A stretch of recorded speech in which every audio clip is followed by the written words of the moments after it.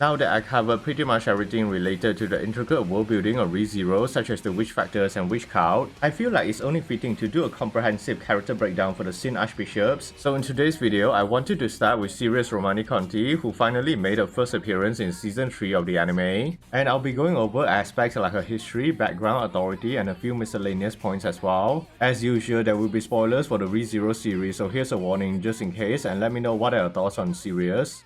To start, who is Sirius Romanee-Conti? While she is a member of the witch cult and the Sin Archbishop, representing the aspect of wrath, but not much is actually known about her past, including how she was able to initially acquire her witch factor. More about this in a bit. However, Sirius did reveal that long ago, her hometown was the target of a witch hunt, a crusade that was carried out by humans to purge individuals who were associated with the witches of sin, especially Satella, the witch of envy. The reason for this is likely because people had grown to fear Satella after the Great Calamity, so it wasn't surprising they purposely targeted elves with silver hair and amethyst purple-colored eyes, since those are physical traits associated with the witch of envy. And for Sirius, despite her appearance is covered by bandages, it's clear that she used to be an elf that bear the same physical traits I mentioned, so her village was probably destroyed to prevent another Satella from being born. Regardless, it's possible the traumatic event of surviving a witch hunt became the catalyst that drove Sirius to madness, and could be the reason why she joined the witch cult, to get revenge on a world that hated her existence. With that said, after joining the cult, it seems that Sirius will fall in love with Sirius Romanee-Conti, the Sin Archbishop of Sloth, but this isn't the typical tender or affectionate type of love, rather it's one-sided and obsessive. She even went so far as to adopt his surname along with proclaiming herself to be his wife, which not only highlights her longing for connection amidst her fractured psyche, but also her inability to form healthy relationships with others. But because Sirius has never actually reciprocated her love, Sirius often relied on stealing his belongings, sleeping next to him when he doesn't notice, or consuming his leftover meals just to experience his so-called love, which only deepens her madness, driving her further into destructive behavior. That's why, unlike the other Sin Archbishops who either pursue their own personal goals or serve the witch of envy, Sirius has no regards for her own self-interest or well-being, caring only about satisfying whatever Sirius desired, although she deeply resented the witch of envy for taking away the affection of her beloved, promising that she will burn Satella if the witch is ever resurrected. This jealous behavior will turn her love for Sirius into a source of chaos and destruction, as seen when Sirius met Emilia for the first time in the Watergate city of Pristella, triggering her to berate the girl just for sharing the same appearance as Satella and was actively trying to kill her. Sirius would direct the same anger towards Beatrice as well after seeing how close she was to Subaru, who she thought was Sirius. Furthermore, she also hated when people ridicule her beloved, often leading to her violently attacking them, and Regulus Cornelius is probably the person she despises the most, because he not only mocks Sirius for being weak on a regular basis, he always showed absolute disgust at her so-called love as well. Nonetheless, Sirius claims that Sirius was apparently the one who bestowed her with the witch factor of wrath and gave her the title of Sin Archbishop, although this could just be her own delusions since it has never been confirmed.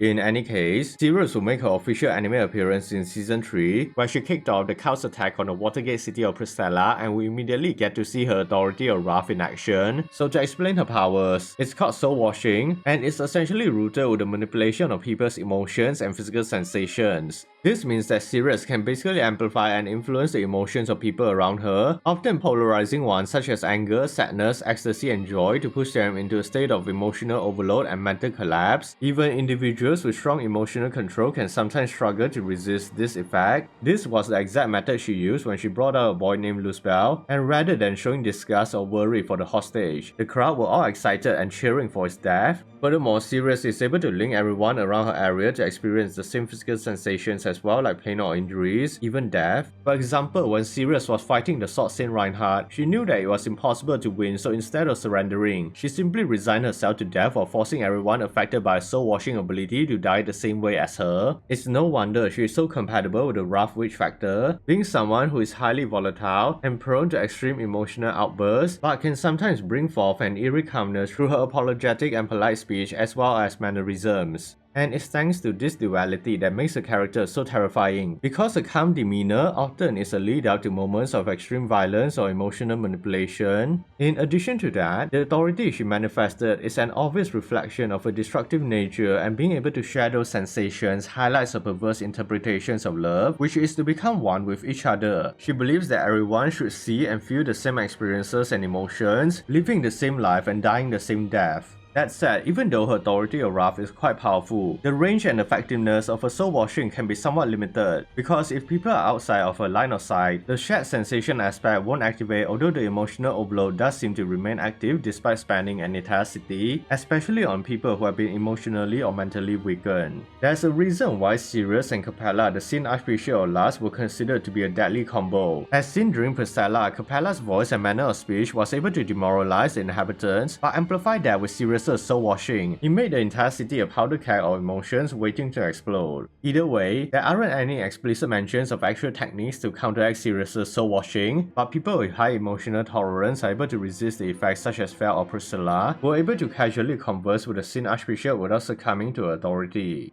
Also, even though authorities are stronger than divine protections, it seems that Liliana's divine protection or telepathy was able to cleanse away the effects of soul washing. But aside from her authority, Sirius has other talents as well, like being blessed with longevity, although the extent of this is not exactly known, and she is considered to be the Sin Archbishop with the greatest physical strength, as she has shown to be able to block and withstand powerful attacks from people like the Sword Saint Reinhardt. In addition to that, Sirius is also a master of fire magic, and the energy output of her flames is so potent that the fire vortex she used to burn regulars was able to even reach the height of the clock tower. Although due to a preference for close-range combat, Sirius often just used her fire magic to clad her weapons with flames. Speaking of weapons, Sirius' signature weapon are her golden chains, and she is able to control them in such an unnatural and superhuman way that it looks like she's just manipulating them using telekinesis. She can even use her chains for traversing buildings, because it seems like the length of her chains are almost infinite, and she can simply materialize them from thin air, which implies they could be a type of magical item. Furthermore, when she decides to get serious, she often clads her golden chains with her fire magic to increase her damage output, like when she was fighting against Emilia. Now, another interesting piece of equipment that belongs to Sirius is the Gospel, which is a small book given to all members of the Witch Cult, and it's basically a replica of the Book of Wisdom that Echidna, the Witch of Greed, had created. As for what it does, a Gospel will pretty much show Sirius a future and the instruction leading to that future, but because it's just an imitation of the original, the details are often vague and sometimes the events can change.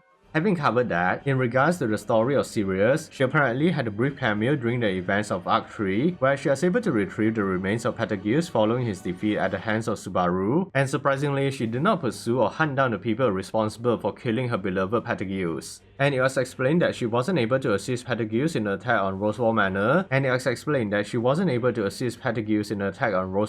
because she was on a mission outside of Lugunica at the time. As for what the mission entails, we do not know. However, her official appearance will be in Arc 5 when the cult attacked Priscilla, and during the beginning of this conflict, she easily fought and defeated Emilia, although before being able to kill her, regulars intervened and both Sin Archbishops briefly exchanged blows, but they soon left to complete their own objectives in the city, showing that she is still somewhat capable of restraining herself when needed. Afterwards, Sirius took control of the tower in the 2nd district of Priscilla, where she would use her authority to influence the people around the area, essentially taking them hostage, but she was soon confronted by Priscilla and Liliana. And so, Sirius started to fight Priscilla, and they were somewhat evenly matched, with the Sun Princess having the slight edge over the Sin Archbishop. Meanwhile, Liliana was able to free the people affected by Sirius' authority with music, which greatly angered Sirius, so she summoned a massive flaming snake to destroy everyone, but her attack failed and seemingly defeated. Sirius was quite a sore loser as she tried to rely on the same tactic that she had used previously on Emilia against Priscilla by using Tina as a shield. Unfortunately, this move had failed as well, and Priscilla's sword was able to pass through Tina as she directly slashed at Sirius, which she would then follow up with another strike, sending the Sin Archbishop flying into the waterways of Priscilla. The unconscious Sirius was eventually captured and restrained by her own chains.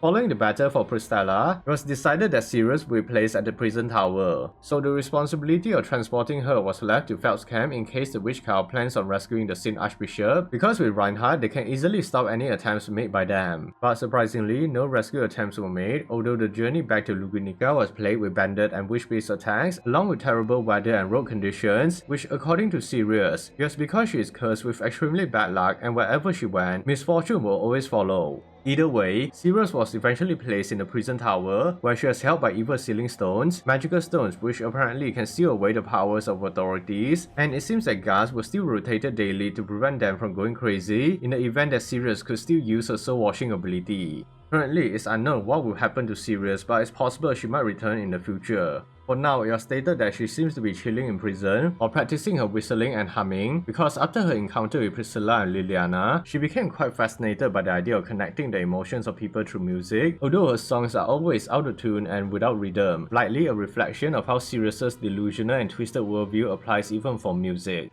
Anyways, just before ending the video, I wanted to go over some other miscellaneous things about Sirius as well, like the meaning behind the name, because in ReZero, most characters are named after celestial bodies. So to explain, the name Sirius itself is actually based on the brightest star in the night sky and the most prominent star in the constellation of Canis Major, often associated with both guidance and omens throughout history. The former could be a twisted reference to how Sirius would lead others into emotional and physical ruin, while the latter could be related to the terrible misfortune that she claims to possess. But not only that, in ancient Greek and Roman mythology, the meaning behind the star is sometimes even used as an alternate name to represent the sun god Helios himself, the scorching bringer of great heat and warmth, which is obviously a reference to Sirius's mastery over fire magic. Furthermore, Sirius being an emotionally charged character can be attributed to another meaning of the star as well, because in a lesser-known mythological story, the star Sirius was apparently sent to Earth by the gods, where he would fall in love with Apora, the goddess of fruits. He was, however, unable to be with her, so in anger, he began to burn even hotter, which caused great suffering to the mortals. So Borealis, the god of the north wind, has sent his sons to bring Apora to Sirius, which manages to stop his anger, bring an end to the hot summer. And thereafter, Sirius will be celebrated during the summer harvest season in commemoration of his burning passion and love for Apora, which can be translated as the same burning emotions that Sirius Romanee-Conti possesses. However, the most interesting part about the star Sirius is how it was commonly known as the Dog Star, the faithful companion of the hunter Orion who was made into a constellation by the gods after his death, and the constellation itself is represented by two of its brightest stars. One is called Regal and the other Betelgeuse, so I'm sure you can see where I'm going with this.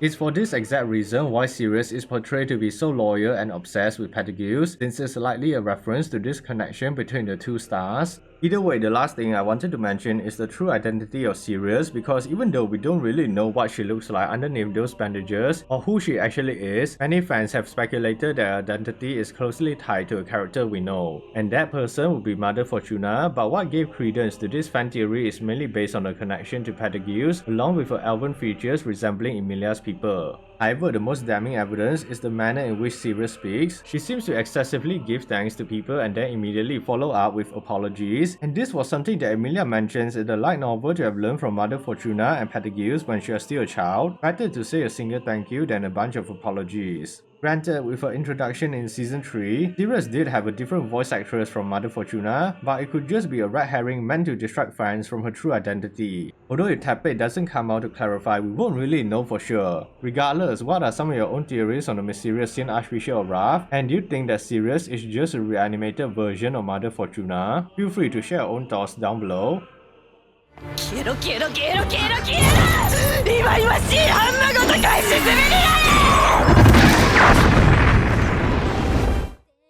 But yeah, that's everything on Sirius Romanee-Conti, and hopefully you enjoyed my breakdown on her character's history, personality, and authority of Wrath. So what are your thoughts about Sirius, and did I miss anything else about her? I would love to read your opinions on her overall character down below. Don't forget to like, subscribe, and hit that notification bell so you won't miss any of my future breakdowns. Thanks for watching, and I'll see you again in my next video.